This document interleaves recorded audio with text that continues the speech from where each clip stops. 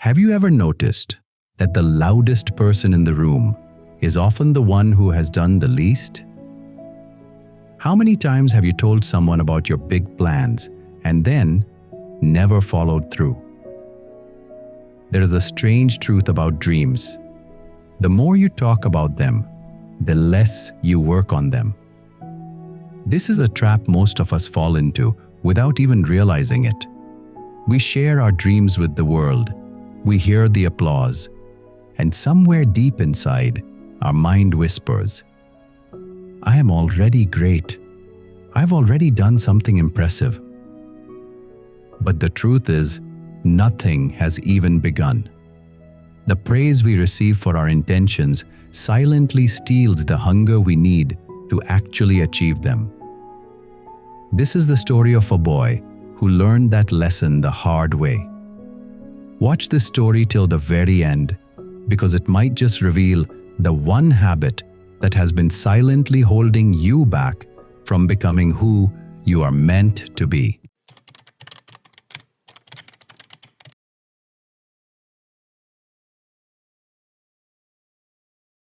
About 20 years ago, in a dusty village in India, there lived a young boy. He was the son of a poor farmer, but his heart did not belong to the fields. He loved wood. He loved the smell of fresh sawdust, the smooth feel of a carved surface, and the way a rough log could become something beautiful. He wanted to become a carpenter. One morning, the boy walked to the village tea stall where men gathered every day. He stood tall and declared, "I am going to become the greatest carpenter this village has ever seen. I will build furniture so fine that even people from the big cities will come to buy from me." The men smiled. Some clapped. The tea seller said, "Wonderful boy. Your father must be so proud." The boy beamed. He walked home that evening feeling 10 feet tall. But the next morning, when he picked up his father's old chisel, something felt different. The excitement had faded. The praise from the tea stall still echoed in his ears, warm and sweet. His body felt lazy. He told himself he would start tomorrow. Tomorrow became next week. Next week became next month. Then one day, a traveling merchant visited the village, and the boy saw his beautiful wooden chest. The fire returned. He rushed to the tea stall again. "I have decided. I will learn to make carved chests. I will sell them at the annual fair." People nodded. They praised him. They said he was brave. And once again, the praise was enough. The boy never carved a single chest. This happened again and again. Every few weeks, the boy had a new plan. Every few weeks, he announced it. Every few weeks, the village gave him applause. And every time, his hands remained empty. One afternoon, while wandering near the edge of the village, the boy came across an old man sitting under a neem tree. He was a retired carpenter who had once built doors and window frames for some of the finest homes in the district. But he rarely spoke. He lived alone in a small house with a workshop behind it. The boy sat beside him and sighed heavily. "Sir, I want to build things with wood. I dream about it every day. But somehow I never finish anything. I don't even start." The old man looked at him for a long moment. Then he asked, "When you get a new idea, what is the first thing you do?" "I tell people," the boy said. "I want them to know. I want them to believe in me." The old man reached into the earth beside him and pulled out a small groundnut. He held it up. "If I plant this in the soil and water it quietly, what will happen?" "It will grow," the boy said. "And if I place it on this rock and tell every person who walks by how great this groundnut will become?" The boy paused. "Nothing. It will just sit there." The old man nodded slowly. "Your dreams are the same, boy. Every time you announce them, you place them on a rock. The praise you receive feels like sunlight, but it burns the seed before it can ever root. Your mind believes the work is already done because your heart already received its reward."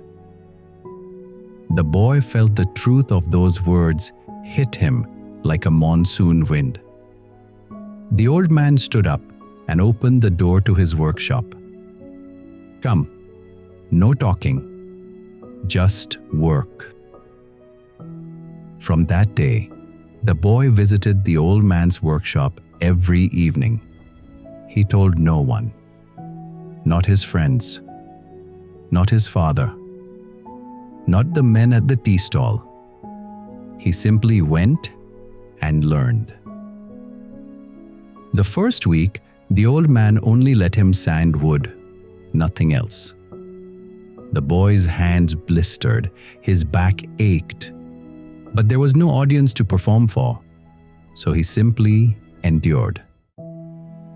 The second week, the old man taught him to measure and cut. The boy made mistakes. He wasted wood. The old man said nothing harsh. He only pointed and showed again. Weeks turned to months. The boy learned joints, carvings, and finishes. He worked in silence. No one praised him. No one clapped. And strangely, that silence gave him strength. Without the weight of other people's expectations, he was free to fail, free to learn, and free to keep going. After 5 months, the boy built his first chair. It was simple, imperfect, but strong. He sat on it and felt something rise in his chest. Not the hollow pride of announcement, a deeper pride, the kind that comes only from calloused hands and honest effort. He carried the chair home and placed it on his porch. His neighbor stopped and stared. "Boy, where did you get this?" "I made it," the boy said quietly. The neighbor touched the wood in disbelief. "When did you learn this?" The boy simply smiled.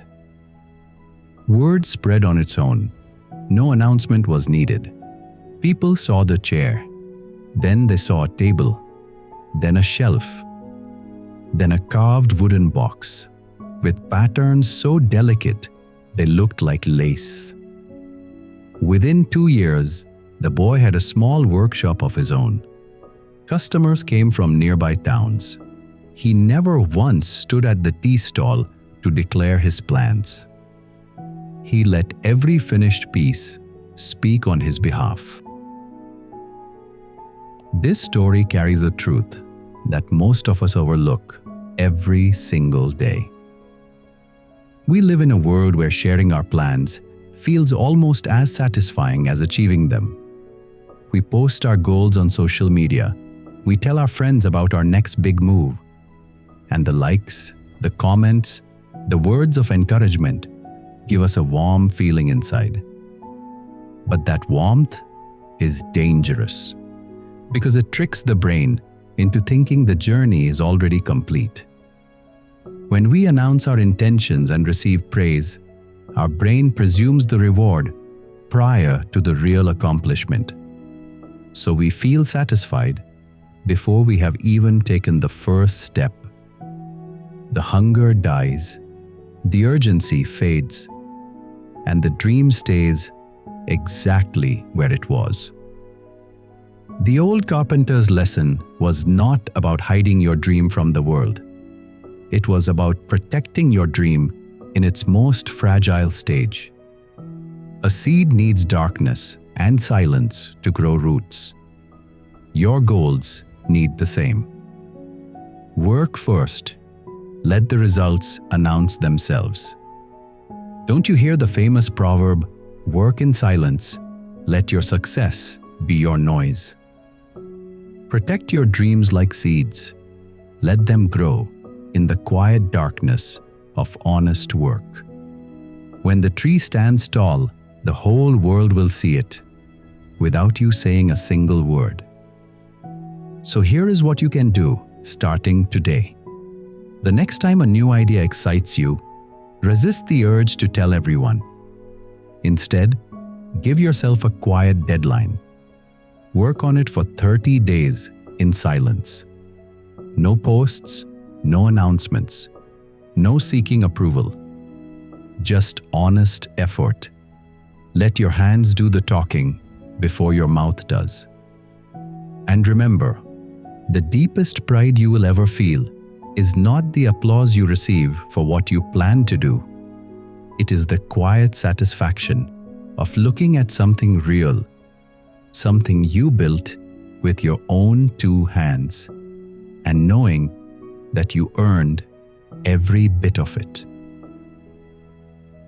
Now tell me honestly in the comments, have you ever felt that rush of sharing a plan and then losing the motivation to follow through? And what is one goal you're willing to work on silently starting today? I would love to hear from you. If you believe this story should reach more people, please like and share the video and subscribe to our channel. I will be back again with another story like this. Until then, be patient, stay grateful, and let your work speak louder than your words.